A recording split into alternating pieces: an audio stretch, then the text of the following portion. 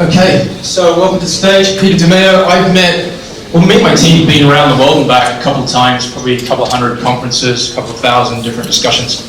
I'm definitely putting Peter in the top 3 people that knows what he's talking about related to, maybe top 2. I don't say top 1, someone else might get in my face. So yeah, up to you.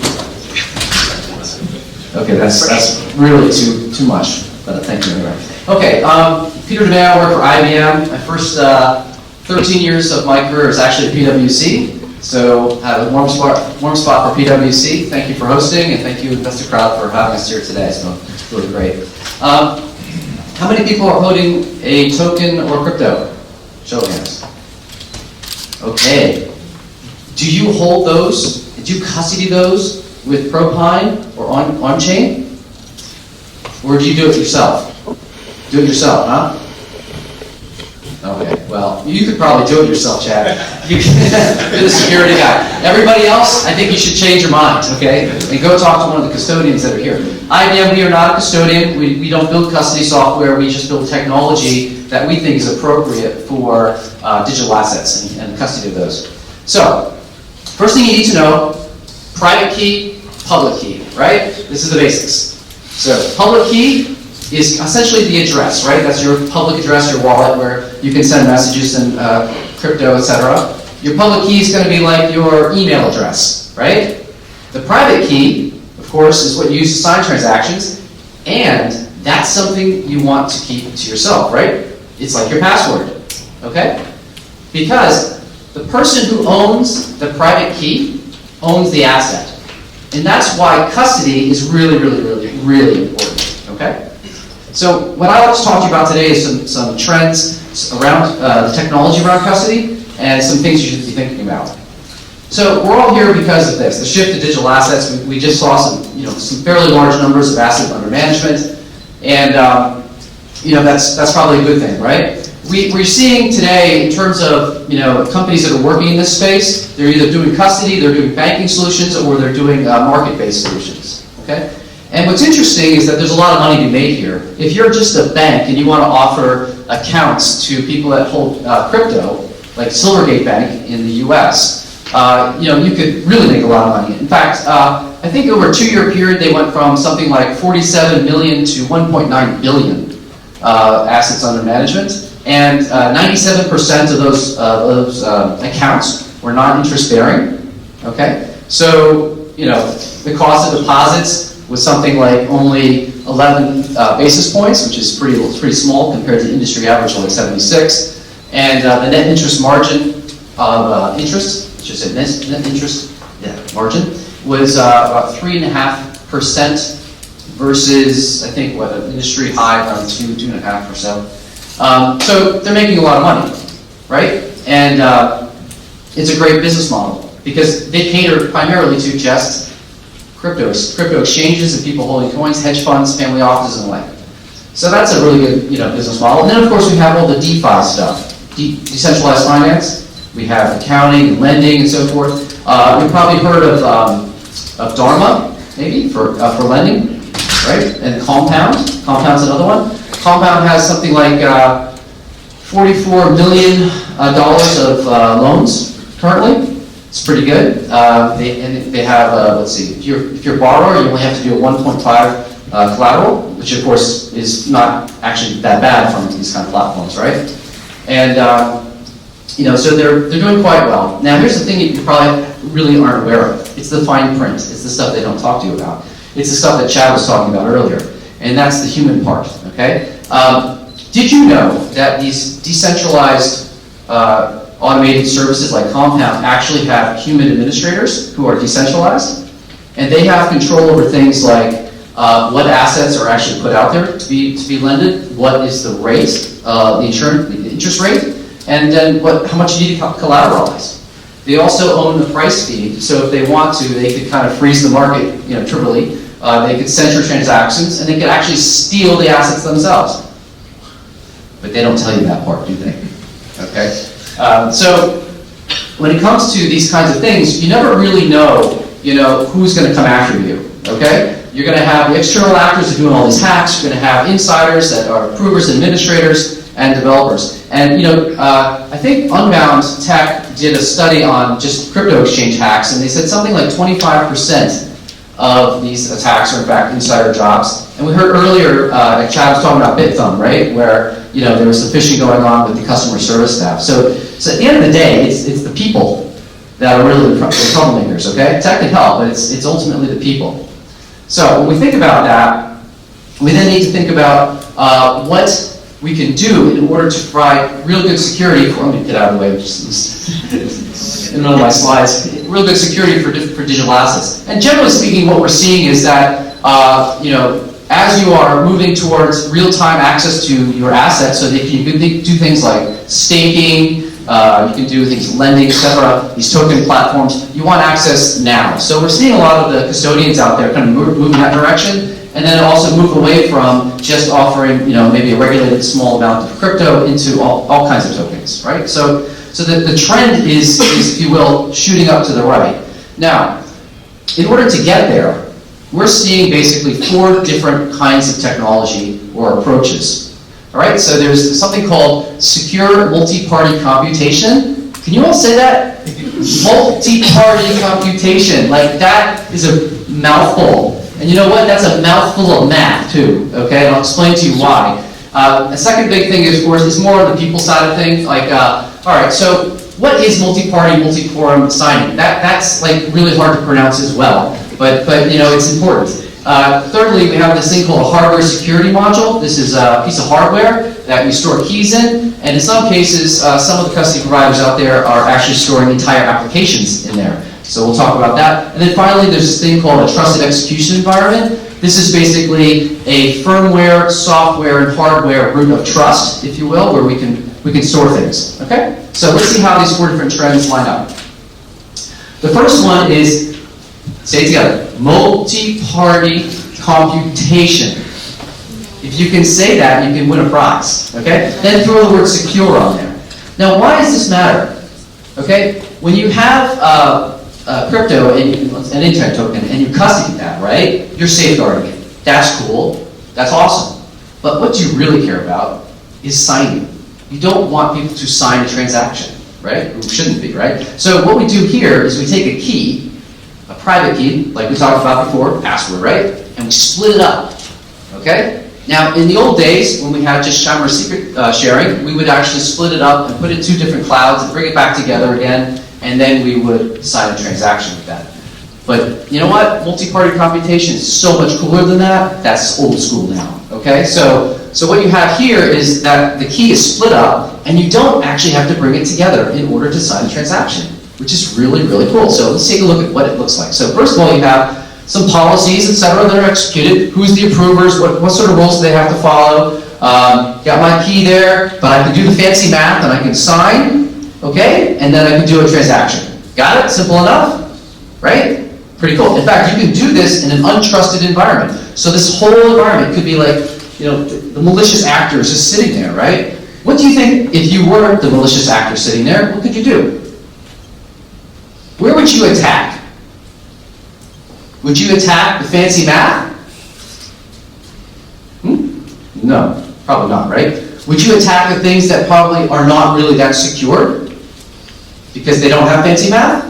Well, let's take a look. So if I'm an attacker, all right, first thing I'm going to do is go for the soft underbelly.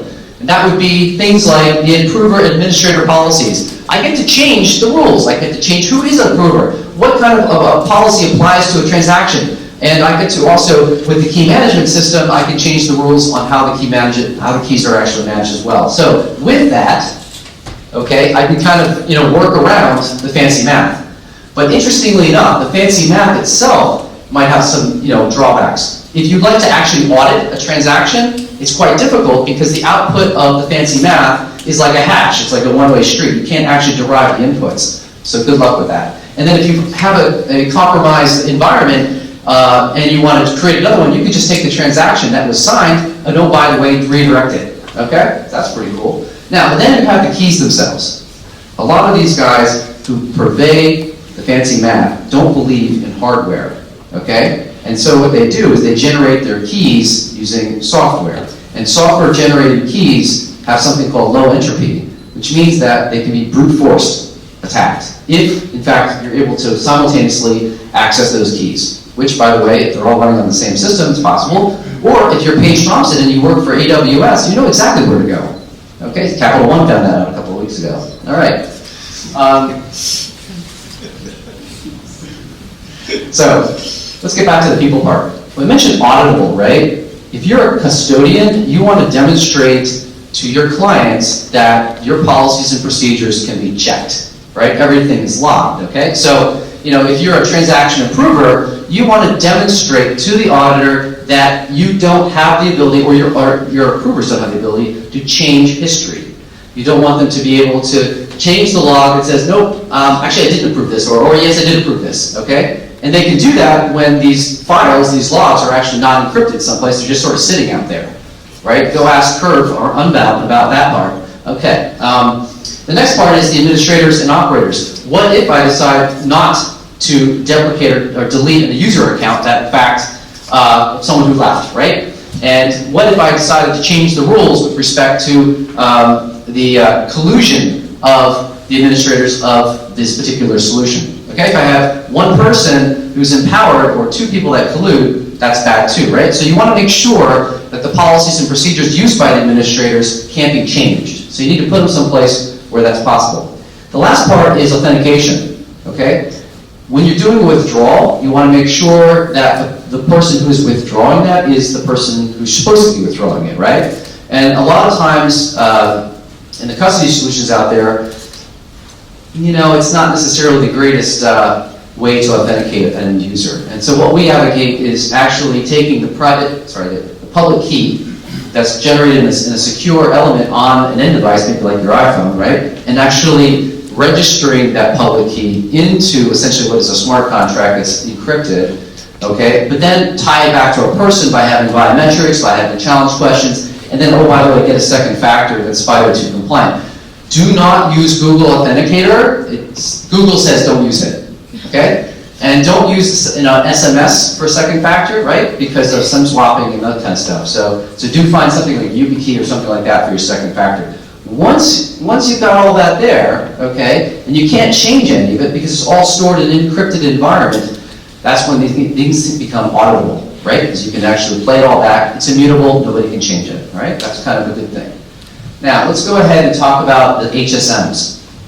HSMs, hardware security modules. How many people have used an automated teller machine in your lifetime? Right? You have, huh? Then you've used an HSM. Because an HSM was basically used to protect your pins and so forth since 1977. And do you know what company made those? Have any guesses? I think I know one. IBM did. In fact, the encryption that was used, the data encryption standard, was also our creation that we kind of open sourced way back when, right?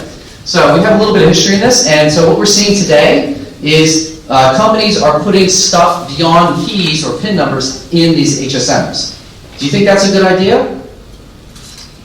I don't know, maybe you should go ask them. I guess, things that I think about is that if you have wallets and stuff like that in a hardware security module, which is not meant for that sort of thing, right? Could there be some problems? Maybe. I think whenever you're doing an upgrade or maintenance to that, you no longer have access to it. It's not available, okay? What happens if you have a chain split? What then? What happens if you have to change a signing curve? It could take literally months to change a signing curve in a hardware security module, okay? Unless you have user-defined extensions like some of the vendors do, like IBM.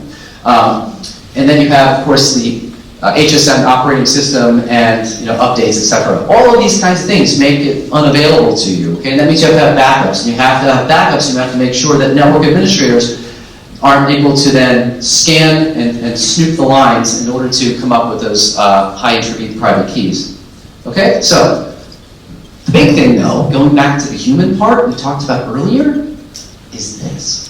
Okay, if you're a malicious developer, you can do some fun stuff because nobody's going to know. All right, I can go ahead and take those applications, I can insert malware, I can put it back into the HSM environment, and then I can do a side channel attack. It's pretty cool, and they wouldn't know. In fact, Trezor, one of the hard wallet vendors, actually just called out Genelto, one of the HSM vendors for this exact problem. By the way, just as an aside, IBM, we are not susceptible to this particular attack. So, okay. The next thing is this is the last part. Trusted execution environment. Trusted execution environment is like a big place to store everything. Everything you put into this box gets encrypted by default. You don't have to program for it. Okay? This is a trusted enclave that is rooted in hardware, firmware, and software. Okay? It's quite large. It's up to 16 terabytes. That's like, you can put a lot of stuff in there, right? Do you know who else makes trusted execution environments? Our good friends at Intel. Anybody here from Intel? Excellent. Okay, you know why? Because you know how much you can put inside their trusted execution environment? About that much. 120 megabytes. So have fun doing that. Oh, by the way, you're going to have to use VPNs because it's not a secure boot. You can't store secrets in there. It's susceptible to side channel rollback attacks because only part of the thing is there. Oh, and by the way, I need to figure out, well, what exactly am I going to run in that small dot? Can't put databases in there, can't put applications in there. Okay, well, while you ponder that, I'm just going to move on.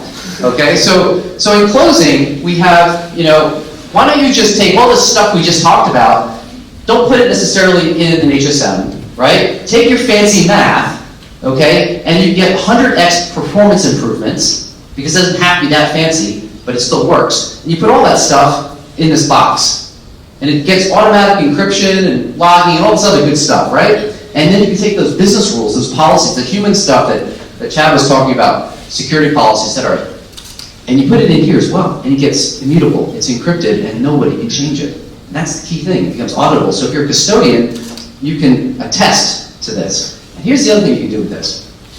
We talked a little bit about the case where they had the developer, the evil developer that was putting malware into this.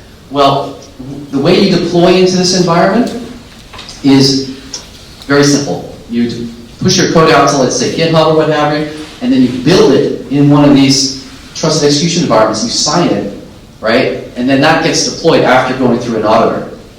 And you can't change it because the key that was used to do that image is sitting inside here, which is not acceptable, right? So if you're evil, let's say you're an evil administrator of this environment, can you do anything?